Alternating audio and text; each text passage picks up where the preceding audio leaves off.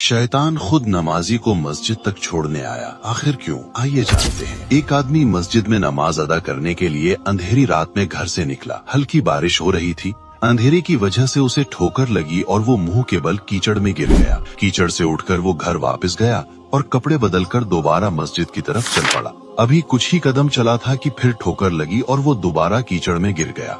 कीचड़ से उठकर वो एक बार फिर घर वापस गया और कपड़े बदलकर मस्जिद जाने के लिए फिर से घर से निकल आया।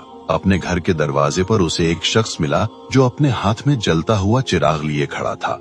चिराग वाला शख्स चुपचाप नमाजी के आगे आगे मस्जिद की तरफ चलने लगा। इस बार चिराग की रोशनी में नमाजी को मस्जिद तक पहुंचने में किसी परेशानी का सामना नहीं करना पड़ा। मस्जिद के दरवाजे पर पहुंचकर चिराग वाला शख्स रुक गया।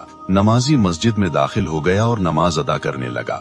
नमाज से फारिग होकर जब वो मस्जिद से बाहर आया तो उसने देखा चिराग वाला शख्स उसका इंतजार कर रहा है ताकि उसे फिर से चिराग की रोशनी में घर तक छोड़ाए।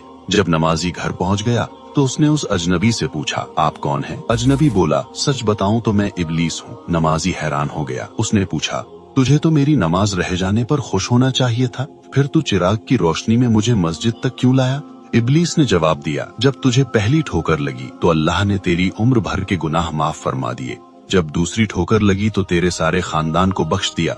मुझे फिक्र हुई कि अगर अब तू फिर ठोकर खाकर गिरा तो कहीं अल्लाह तेरे पूरे गांव की मगफिरत न फरमा दे। इसलिए मैं चिराग लेकर आया हूँ ताकि तू बिना गिरे मस्जिद तक पहुँच जाए। अल्लाह हम सबको नमाज अदा करने की तौफीक अता फरमाए। कमेंट में लिखो आमीन।